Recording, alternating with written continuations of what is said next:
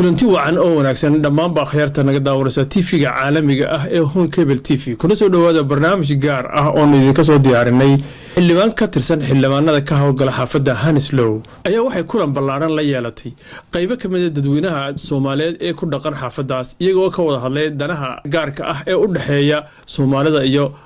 xafada ay degan yihiin daawasho wacan. بسم الله الرحمن الرحيم الحمد لله رب العالمين والصلاة والسلام على نبينا محمد وعلى آله وأصحابه أجمعين. مركو هروا سلامتين دمانتين هادو السلام يا سلامة السلام السلام عليكم ورحمة الله وبركاته. سلام كدب عاو برنامج كان سهول نمت وهو صعب سيء هاي وحنا نجوك تهرتو السيما ملهوتا وإن بيج حافظة وإنتي نبضنا اعتقانان xaafada Feltham iyo Houston runtiina wax badan ka soo shaqeysay dadka intiina badan halkan joogana aad wada garanaysaan muhiimadda marka wad maasantiin imaatinka aad imaateen horta barnaamijkan aan ka soo wada qayb gasheen laakiin muhiimadda caawa isugu nimid waxa waaye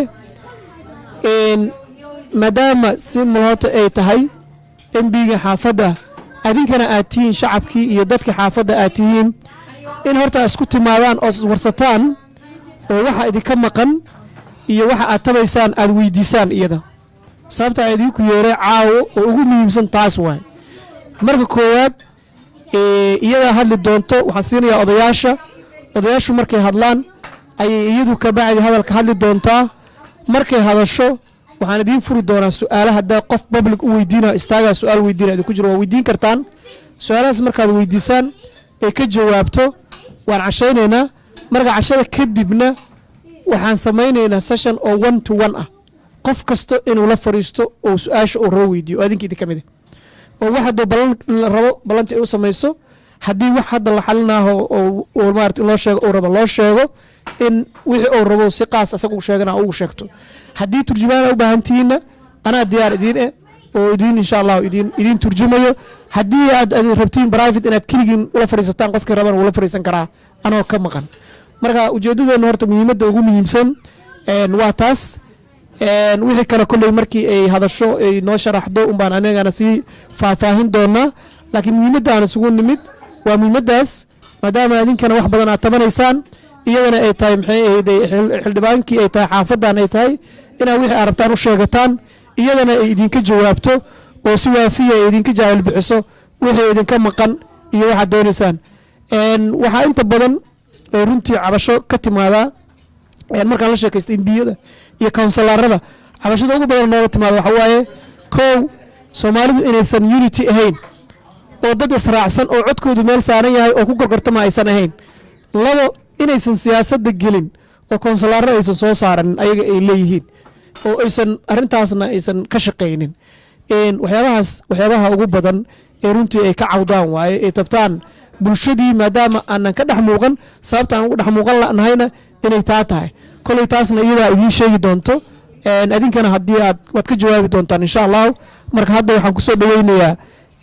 oday Maxamed Cabdiraxmaan oo ah gudoomiyaha odayaasha Soomaaliyeed ee London odayaasha horta aan idin baro halkii jooga caawo gabdhihiina Maxamed Cabdiraxmaan oo gudoomiyaha eldriska odayaasha London ee Soomaaliyeed ku xigeenkiisana waa ninka la yiraahdo muxuu ahay Cali Shiino oo taqanan wayna asagana wax badan waad aragteen laga yaabaa TV-ga waa ka aragteen adar Cali Shiino asagana waa ku xigeenka asagu wuxuu yahay ku xigeenka guud ee UK way gudoomiyaha UK jiro oo odayaasha ah jiro Birmingham degan marka kaas uu asagu ku xigeen u yahay Maxamedna waa London Ahmedna waa community leader asagana Axmed Xaaji waa South Hall degan yahay wuxuu la shaqeeyaa looyarada inta badan waad ula shaqeeyaa asaga laftirkiisu runtii hadda wax uga baahataan waad la xiriiri kartaan looyarada maaragtay maxay ahayd South Hall iyo looyaro badan ula shaqeeyaa Soomaalidu aad u caawiyaa waa community leader intaas hadii aan inta ku dhaafo intiina kale waa kulay waa reer waxa isku tihiin reer Hanslow reer Feltham waa isku taqaanin sidaan filayo insha Allah waxaan hadda ku wareejinayaa mikrofoonka Maxamed Cabdiraxmaan oo aan rajaynayo insha Allah wixii waana iyo waayaaragnimo iyo odaytinimo inuu ka yiraahdo kadibna waxaan siinayaa adar Cali Shiino ku hormaraya adeer cali ku hormarday adeer cali yaa siinaya kadibna maxamed aa ku xigo insha allah. بسم الله الرحمن الرحيم waxaan u mahad celinayaa ilaahay weynaayeena uuntay ee na khalqay ee dad islaam naga dhigay intaas kadib waxaan haddana u mahad celinayaa xildhibaanada oo maartay caawa isugu keenay yartay aan u mahad celinayaa waxaa kaloo u mahad celinayaa cabdi cumar oo ka soo shaqeeyay arrintan ayaan u mahad celinayaa intaas kadib waxaan leeyahay ummadan hadda ka hor ninka meeshaan joogo la yiraahdo waa John McDonald ayaan maalin u nimidnay waa midka xaafadan ka MB-ga wuxuu yiri dadka dalkan jooga waxa ugu yaro wuri kuma waxa kan waroos nimanka la yiraahdo waa 700 qofood waa muctarif xisbiyalka ku jiraan dawladda hoose ku jiraan meel walba ku jiraan dadka London jooga waa dadka ugu badan Soomaaliya meel kasta joogaan wax ay haystaan ama MB male magaciisa male wax ay leeyihiin lama arko waxa u sababana waxa waaye mid lama haddana dad masayran noqomayaan oo walaalaheena kale oo dibadaha jooga oo ka masayri mayno oo wad ogtiin meesha la yiraahdo wahay Mareykanka waxay meel ugu sarreeyay joogaan meesha ugu sarreeyay gabadho hadda ku soo baasta adeer wad ogtiin marka waxaan rabnaa hooyooyinku dadka ayaga isu keeni kara waa hooyo wiilka iyada amri karta odaga iyada amri karta waxaan rabnaa inaad dadka isku doontiin annagu waa dadaalnaa runtii oo dadaal badan baan juhdi weynaan gelinaa laakiin weli waxaa noo suuro geli weysay in aan xaw ahaayay ummadii midayno qabiil iyo qurun iyo bakhtiyaa naga buuxa iyo anaga herebel asaas herebel magaciisigaas waxaan yeelaynaa oo maarta bal inaan isku dayno in aan midnimo ka shaqeyno tan labaad sanad walba doorashan galnaa oo waxaan dooranaa waa sanad walba waa inaan galnaa xisbiyada waa inaan galnaa anugu dhowr iyo 20 sanaan joogaa dalkan لو بي لما تكاسر لابر كانوا بوت أن أوتينا حملنا كمان ودخلنا تاسنا أيضا أنا إسكافيرنا ولا مارمان مركينا حوا هذا الكوسيبة مربو وحان إذن الله هاي ولا ليال رأي يضمر با سنة كان هي سنة دي دل كان وحوا هاي هجانك أو هضمت مركي الرب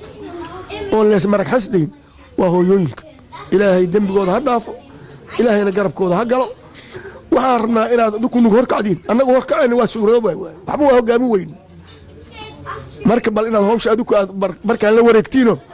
حسبيالك إنا النهر سدينو من عيشك النهر سدين وما تنتي السلام عليكم ورحمة الله وبركاته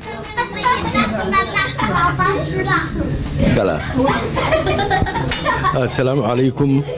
أنا أحمد حجال لي هذا ساوث هول أيان جوجا تاون هولك Soomaali badan ayaa ka soo qayb lawyer ayaa jooga meesha oo Soomaalida aad ay u jeceshahay waxa weeyaan annaga sida adeer cali uu sheegay dibka horta waa qabnaayo isma haysano waa run aniga wadankan waxaan soo galay 90 sanad markaan joogo kadibna waxaan ka shaqeynay home office oo turjubaan aan ka ah markii hore looyaraanu la shaqeynaynay markii dambana looyaraanu la shaqeynaynay markii hore markii dambana si toos ah home office-kaanu ula shaqeynaynay dhibaatadeenna waxaa weeyaan annaga isma haysana markii la leeyahay ficil yaroo iska daciif ah ayaa nagu dhex jira ma ogiye Soomaalida sideedaba waa isu soo gurmataa oo dhibaatada leh oo annagii lafteenna xataa isku kalsoonaanteenna ka sokow dan mararka qaarkood aan isbidayno in aanu ku kala qaybsannahay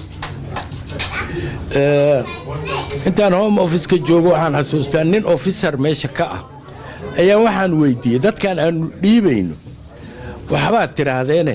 maxaad minority-gan yar oo hadda aad keenteen oo ku saabsan ma garatay dadkaani Soomaaliya minority ka ah maxaad ma garatay u soo qabateen gaar ahaan weli waxaa la sheegay qolada reer xamarka markaasuu wuxuu igu yiri haddaan war kuu sheego uu yidhi xaaji waxaan idiin furnay uu yidhi dariishadaas ka faa'iidaysta annaga ma fahmin eragaas laakiin goor dambe ayaannu fahmnay waayo meesha waxaa socda ruush baalow qolo kastaa socoto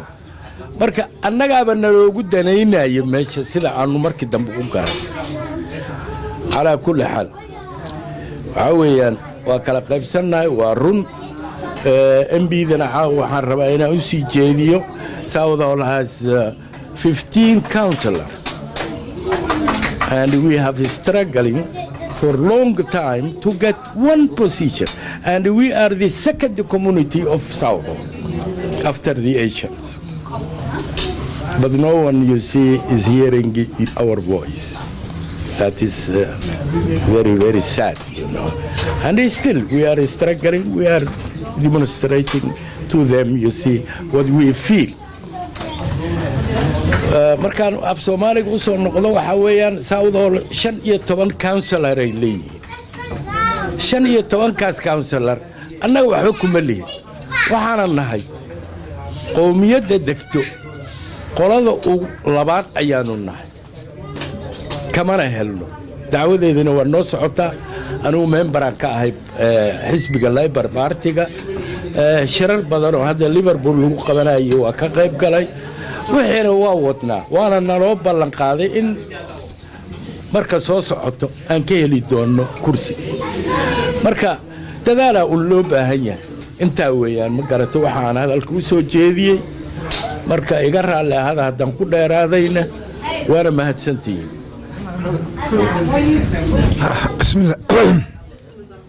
بسم الله والصلاة والسلام على رسول الله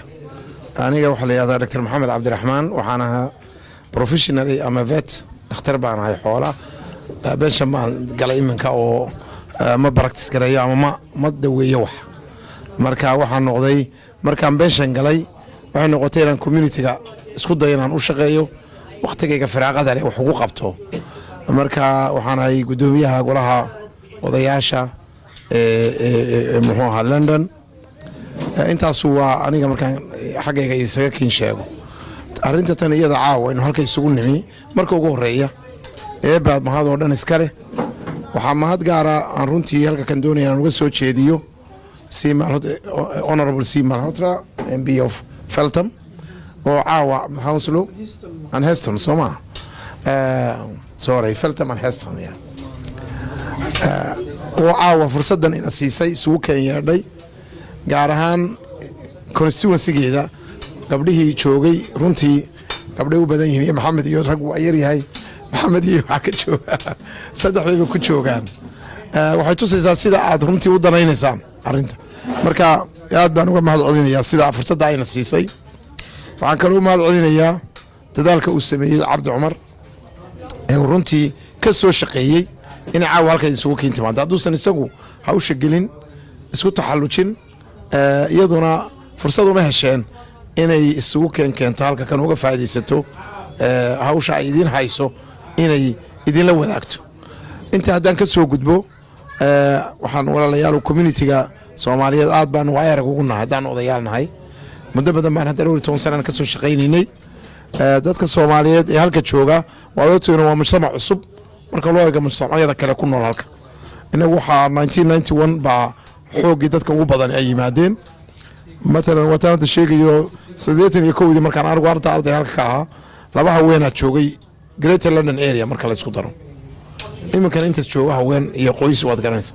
1200 oo siimaana joogay oo iska deganaa labada xaas baa u dhaxay labada qof waa la deyriyay maxad xaasaskii u keenteen iyo xarunta halka ayaa lagu deyriyay marka oo lama hadli jirin oo lama jeclay maantana waxayna soo kalifay waad ogtiin dhibaatada dhulkeena ka dhacday waa magagaliyeen marka taas cudurka koobaad ee halka kan xaaladeenu la deg weyday weeyaan waayo jiraahana halkeenu joognaa maskaxaana dhulkii baynu jiraa waxaynu islahayn berritay dalku degayaa waad noqon doonta tiibaa faritoog dheer bay nala xushay runtii halkaasay nala soo gaadhnay marka iminka waxaa loo baahan yahay bal inaynu miisaano ilaahay dhulkeennina u ducayno oo hadduu daynu hagaago waa la iskaga noqon doonaa laakiinse maadaamaaynu halka joogno caruurta aynu ku dhalay ayagu iminka wax dhalayaan marka waa inaynu iimaansanaa u shaqaynaa sidii aynu weligeen joogayno kale dhaweeyo sooma soo dhaweeyo Well, it's a great pleasure for me to welcome you, Your Honor, tonight, and we'd like to thank you on behalf of the constituency and the Somali Elders Council who are here tonight for giving us the opportunity to meet you and to pass our concerns and the issues that's really affecting our community, particularly the constituency that you are representing MB. And we would like to thank you that, and would like you to pass you to the microphone to you, so that you can say what you would like to say to the community and particularly to your constituency. Thank you very much. Assalamu alaikum. And it's a real pleasure to welcome you tonight. And I want to thank you for your words and to also convey my thanks to you, to the Somali Elders Council, for being represented here this evening, and also to our members of the local community. May I also thank Abdi Omar and also Ali, who is joining here tonight, and Mrs. Omar, and so many others as well. This is a very important evening because when we have been engaging with Somali community, where Darussalam Mosque, Al Furqan Mosque, and many other forums, in these issues of how do we better serve, how do we engage Somali community? Now, in politics, you're only as good as the ingredients that you have, and the ingredients you have are often your membership and also the community, how it engages with you, because that's how voices get heard. And we have, as you know, been dealing with so many issues, whether it's to do with housing or immigration, or it's to do with jobs and employment, or it's to do with English language or children's education achievement. These are many of the issues coming through where the problems faced by the Somali community, and then with many as well who have talked to me, young people sometimes being attracted into crime and the risks there, to help give them protection at very vulnerable ages. You know, these are responsibilities we have as all of our communities together. This we have to stand together. The problems that any community faces aren't for that community to solve alone. But in order for us to work together, we need to stand together. And so the discussion we have, the dialogue we have, is part of building that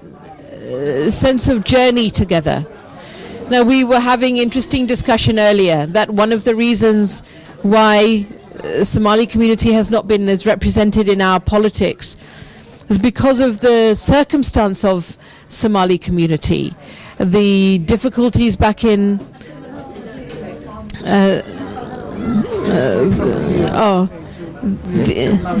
the difficulties. Is it any better now? A little bit better now if I do this. So one of the reasons why we were saying that I was saying before that the Somali community may face particular issues, but really all communities are facing these issues, but there are different ways that the Somali community may be affected. And in our casework, we've had housing, education, immigration, people's rights, being able to know how to raise those issues. And if you want to come and you could stand here as well. I don't mind if you want to come and stand.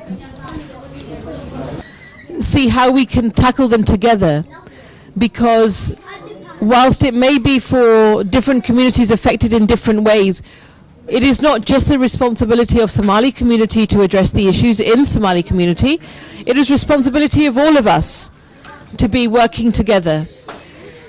The point I was making as well is when political parties are making the decisions, what we should put in manifesto, how we can help communities, it makes it stronger when we have the voices of different communities being heard in that. And that's why we want to encourage people to come forward into politics from all of our different communities. We haven't been well represented with Somali community. I know there are some councillors who I work with closely through BAME Labour, that's our ethnic minority forum within the Labour Party, others who are coming forward in Somalis for Labour as well. But it only can work better when we see more people coming forward. Then we can develop the talent, we can help encourage that through different ways. We have the women's forums as well, women's events. But this takes many years. When I joined the Labour Party, I was 17 in Hounslow. And I worked for 20 years before I became Member of Parliament. Many other things I did on the way, campaigning for all my colleagues, going to Labour conference, participating in the discussion, organising the discussions locally, organising the events. When I was Young Labour, I organised also for Young Labour in our community here. Step by step, I built my skills, because these skills are like any profession. You have to learn them, you have to practice them, you have to keep building them, you have to keep undertaking new challenge. Now, it's not the case you can just walk into the job being a councillor. If you become elected as councillor, you want to be a good councillor. So how have you learnt those skills of campaigning, of organising, of reaching out, of media skills? These things we build bit by bit. And I want to see that we have the Somali community building these skills and strengthening that voice within our country and within our politics. So that's why I'm very glad we can have this evening. I'm sure we can be something we keep doing, and that in small ways, through also coffee mornings we do, maybe events in people's homes as well, can encourage others to come forward. We start hearing more. I want to see that we tackle these issues as quickly as we can, that I know that we will talk more about tonight.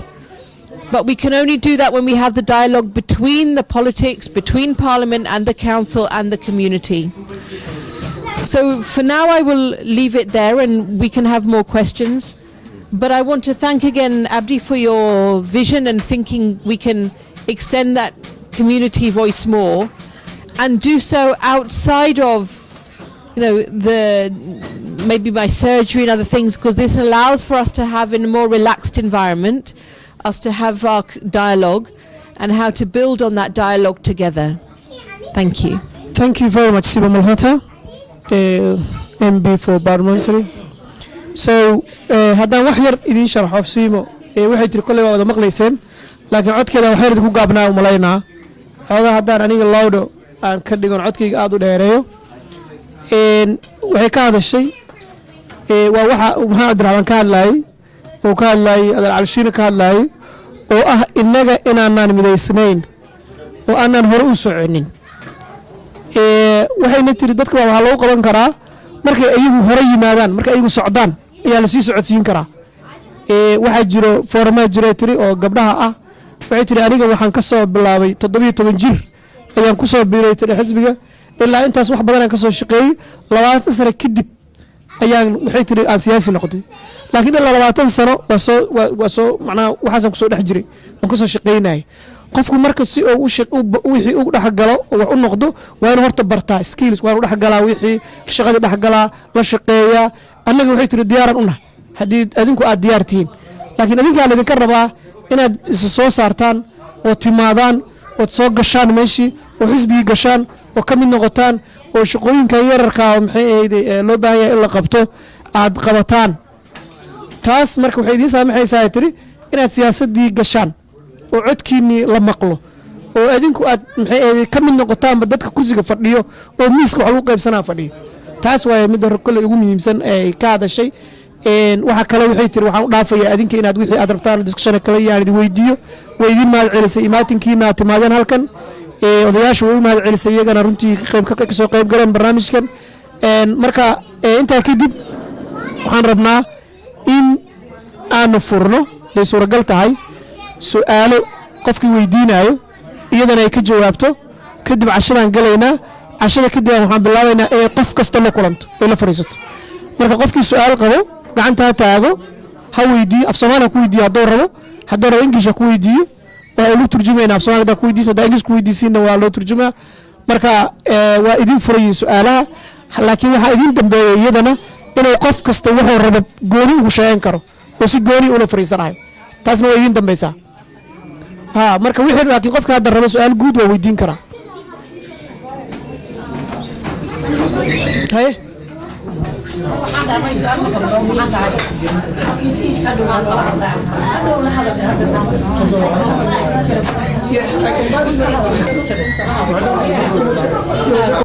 السلام عليكم ورحمة الله وبركاته waxaan weydiinayaa cabdiyow dhibaatada naga haysata xagga horta haddaan hadda Soomaalinahay aanu dadka kala warmahayo laakiin kawsal tagsiga waxa la yiraahdaa problem naga haystaa ummadda markaan iswaraysanana dad kale ma waraysano Soomaali baa iswaraysata dhibaato badan baa naga haysta xagga kawsal tagsiga marka dadka kale waan weydiiyay xitaa eeshiyan baan weydiiyay wax ka haysta ma jiro bal dhibaatada maxaa lagu xallin karaa ku dheh intaas kawsal tagsiga 16 sano maya anu dhibka kama qabo xagga maxaa dhada kirada kawsal tagsi waxa la yiraahdaa la bixiyo yaan dhibka ka qabnaa Soomaalida dhanna waa ka different waa isku wada mid baan nahay marka dhibaatadaas xagga inooga imanayso We have a lot of incidents as you are aware of. So what plan do you have for those family who live in trauma, for missing their family members, especially for the young boys? And what's causing them, for these young boys, to be killed in that way? Thank you. ma aha aniga waxaan weydiinayaa su'aal ma aha laakiin waa codsi Soomaalida dhanba ka socota annaga as community Soomaali ah dhibaataan qabnaa dhalinyaradaanadii iyo waliba hooyooyinka nimanka kulay lama qabaan dhibaatadaas community-da kale aan kula noolahay London waxay leeyihiin meelo ay ilmahoodu asantara ay ilmahoodu wax ugu qabtaan ama football ha ku ciyaaraan PlayStation ha ku ciyaaraan midna aan ku gallo santaradaas oo community-da kale oo dhan ay ka sameeyeen laakiin as Soomaali ahaan anaga santar aan ku wada hadalno ama aan ku wada shirno ama danaha anaga ku dhameysano ma haysano si mar hore aan la shirnay waxay ballan qaatay haddii aan sanadkan soo galo oo soo noqdo waxaan idin sameyn doonaa santar ay Soomaalidu leedahay haddaad idinku isu soo dhistaan stiilna santarkii waan sugaynay maana naloo samaynin marka waad ogtahay wiilasheenii Soomaalida wiilashoodii xabsiyay galeen education la'aan badan baan haysata knife crime ay gabadhaas ka dhibaatada ugu badan hadda jirta waa knife crime aan hadda ku noolnahay haysato waa knife crime marka maxaan uga badbaadi karnaa arrintaas waxaan uga badbaadi karnaa in center aan helno oo community-ga anaga ay meel ay isku soo dhisaan aan helno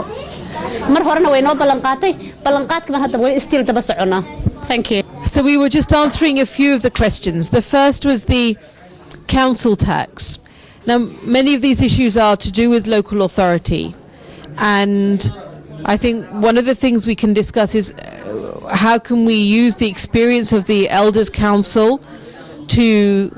see how we can have more dialogue between the council and Somali community. And if we can see that improving, then it will help with people who are dealing with any problems with the council to have more dialogue that way. Now, the council will have some discounts available. The question is whether everyone is being assessed for any discounts they could be eligible for. And with the government's changes, the changes are very complicated with the benefits.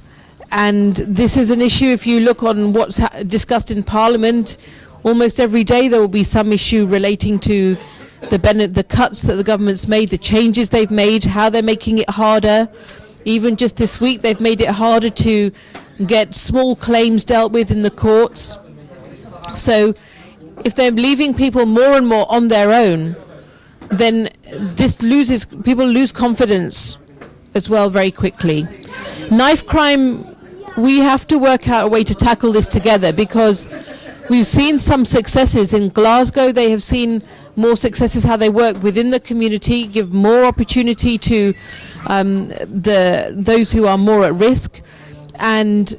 greater befriending as well with young people. You know, we have to have greater befriending and care of our young people today. And in my opinion, many of those who are involved in crime both are under great strain and stress and pressure from their own peers, and somehow they need to have places to go, and within the family community, but also within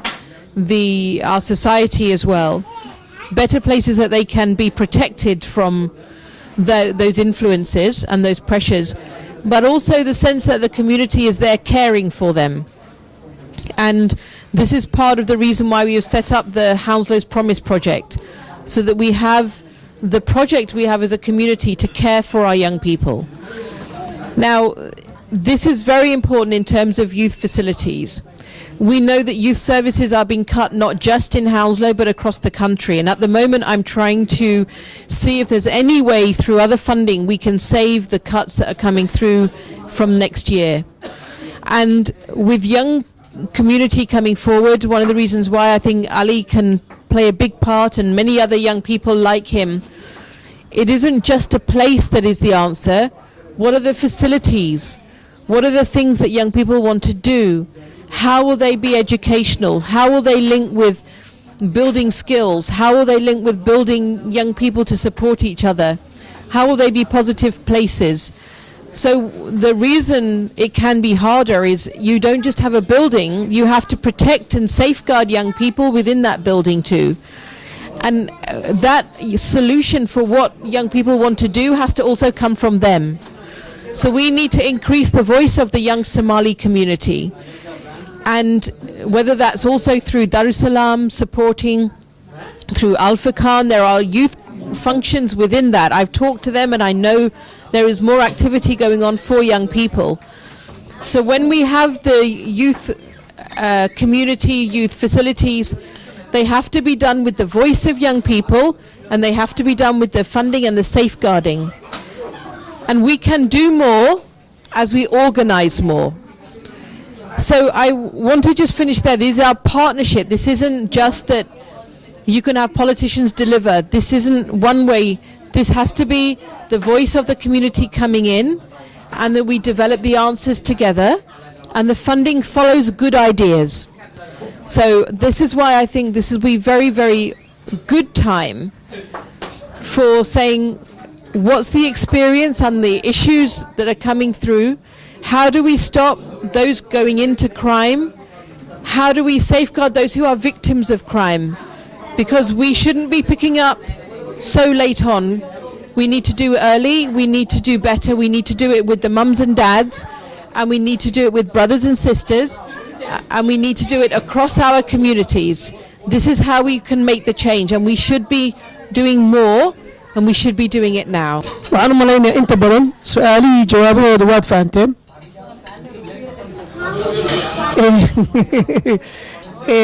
waxaan ku dhiibayaa maxamed cabdiraxmaan ama maxamed ninkale axmed maxamed aan u dhiibayaa maxamed adagoo si fiican ha idinku sharxo dhib male anigana waa idin faahfaahinaya kadib markii oo waxa weeye waxaana tahay intaad ka hadlayseen un bay ka hadlaysaa waxay doonaysaa waxay leedahay haddaan laysu imanadin idinku aydin hawsha aydin idinku qabsan oo aydin ka qayb gelin oo aydin howlaha wixii aad qabtaan shirarka markaad ka qabtaan sida haddeero ka sheegan oo aydin hoos ka soo dhisin si danihiinnu ay markaa kor u aadaan oo madaxdu ay u maqasho u fahamto wax uga qabato haddaydin dee shaqaysan oo shirarka ka qayb gelin oo dhibaatadiinna sheeganoo ku dagaalamin oo daba socon waxba dee laydinma qabanayo runtii taas weeye waataynu uun ka hadlaynay weeye arrintaa muxuu ahaa ahayd social ama youth clubs ama social centers waxay la tahay taa aad sidaan rabay ugamay bixin waayo wixii ma jiraan inagu inaan la soo baxno oo samaysano oo dabagalno markaynu shirka ka qayb galno oo xubno noqono xisbigii galno oo aynu shirarkii ku jirno inaynu dhexdooda ka soo saarno badanaa ama howlahaanu kansulka ana qaabilsamid maanta kansul tagaskoo kale waxa weeye waa in lala fadhiistaa meeyarka ku shaqalebayt waana local issue marka arrinta localka ah inaynu maalin walba kansul isbaynu dooranahay haddeeroo kale marka doorashadu dhowdahay markay ku yimaadaan marka ay gacanta ku dhigto aniga maalin baan saddex xaafadda iyada kansularska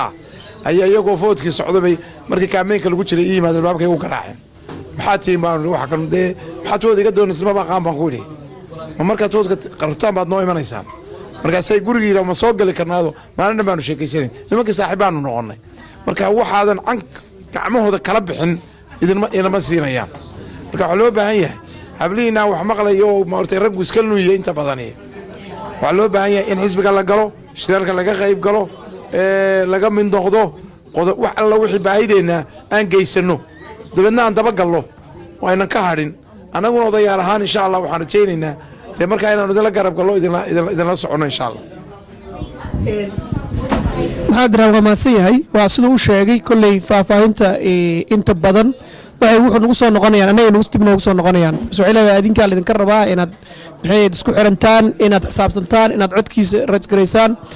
idinkaa taa laydinka rabaa midda council tax badanaa la jaray tiri oo discountiyaa jiro la sameeyey waxay tiri laakiin wuxuu u baahan yahay qofku inuu la xiriiro councilka si arrimahaas uu ogaado marka adinkaa laydinka rabaa inaad daraastaan iyadana kolley waxay la hadli doontaa councilariska oo xaafadda si ay idin caawiyaan kas councilarada howlahaas ku shaqaale inta badan iyaga soo idin caawiyaan waxay tiri iyagana waan xoojinayaa adinkana waxaa laydinka rabaa inaad iyaga la xiriirtaan oo aad ogaataan waxaad discount u leedihiin laakiin waxay tiri individual qofka markii keli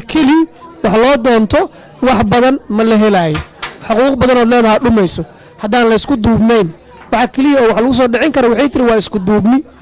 laakiin dad kala socdaahi waxba sooma dhacsan karaan marka sidaa darteed waxaa loo baahan yahay in la isku duubmo oo mid loo noqdo oo meel looga soo wada jeesto marka su-aalaha kolley waxaan u malaynayaa saddexdaas su-aalooday ahaayeen midii centerkana dee waa sowshi maxamed u sheegay iyadana waxay u baahan tahay in codkiina la maqlo oo adinku aad isku duubantaan oo mid noqotaan oo midowdaan oo waalidka iyo caruurta iyo counsilka iyo xildhibaanka ay wada shaqeeyaan markaan wada shaqeyno oon kulligeen wada shaqeyno ayaa waxay tiri wixii soo dhacsan karnaa laakiin waxay tiri wax anigu xiran maaha wax dowladda ku xiran waay wixii waxaa lasoo wada dhici karaa marka iyadoo la isku duuban yahay iyadu waxay gudbinaysaa codkii dadkii unbaa gudbinaya tiri ayay gudbinaysaa dadkuna ayagaa la rabaa codkooda inay dhiibtaan ay yidhahdaan waxaana naga maqan waxaanan rabnaa in ayagoo isku duuban warqado qoraan inay dacwoodaan in iyaduna markaas dacwadaas ay gudbiso saasaa wixii waxay tiri lagu heli karaa lagu soo saari karaa marka intaas hadalada u badan yihiin laakiin kolley waxaan idinku dhiirigelinayaa aniga in aad samaysaan horta xaafad kasto waxay leedahay counsilar waxaan hadda hubaa badankiin counsilarka xaafaddiina ma taqaanaan dad badan ma yaqaan waa dhibaatadan haysato ugu weyn counsilarka waxaa loo doorto codka loo siiyey inuu dadkan u shaqeeyo wax u qabto waay haddii biri dadkan uu qaban waayo dadkan waa dadki dooranaya ayagaa la rabaa birta inay yidhahdaan ma rabno qof kalaan keensanayna marka koow taas marka see ku ogaan kartiin waay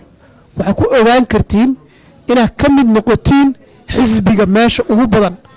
xaafadahan hadda annaga xisbigeenna waa lebar xaqiiqatan xisbiga lebarka ugu badan meesha aan joogno counsilarada dhan waa xisbiga lebarka ay ka soo baxaan xisbiga lebarka haddaad ka mid noqoto ood maxay shirarkooda tagto shirarkan aad ka qayb gasho waa ogaanaysaa yaa qaybisan xaafadan halis feltham waa kala duwan tahay waa maxay qayb kasta waxay leedahay counsilar feltham waxay qaybsan tahay feltham low feltham high feltham waxay qaybsan tahay maxay north feltham west feltham laftigeeda dhowr qaybood kala Soomaaliya laanka ka timid meel iska dhig Soomaalinimada ha lagu midoobo si dadka iyo dalkan wax loola qabsado intii wadankii uu ka hagaagayo insha Allah waa maasantiin kulligiin siimana waa u mahad celinayaa adinkana waa idin mahad celinayaa odayaasha guurtida Soomaaliyeed ee iyagana barnaamijkan caawa nagala soo qayb galeen waa u mahad celinayaa restaurantigan ninka iska leh Majid la yiraahdo ee asagana runtii overkan sameeyay caawo ee asagana aad iyo aad baan ugu mahad celinaynaa oo halkan aan ku qabanayno barnaamijka aad iyo aad baad u mahadsantihiin kulligiin wasalaamu calaykum waraxmatullaahi wabarakaatu